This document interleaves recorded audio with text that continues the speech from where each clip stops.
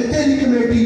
میری committee action committee شخصی نعرہ نہیں دفن خدا رب کعبہ کی قسم کوئی شخصی نعرہ نہیں عابد اسلم اس کمیٹی نے خادم ہے اور انشاءاللہ قدم میں مارک اس کمیٹی نے خادم رکھے گا میں اور میری پوری کمیٹی میری پوری ٹیم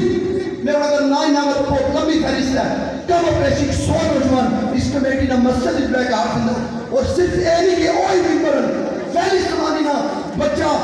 ایکشن کمیٹی نے ممبر ہے دوستو ایسا یہ نوجوان کی بات آپ سے فیلی سمانی تو سب کچھ زیادہ نوجوان نکل گئے انشاءاللہ تو سب بڑا اعتماد کیتا تو سب مراد جموں کشمیر جوائنٹ عوامی ایکشن کمیٹی واللہ العظیم رب کعبہ کی قسم میں کہ میری پوری ٹیم انشاءاللہ باذن اللہ ایک جان اور وطن پر قربان ایک جان اور وطن پر قربان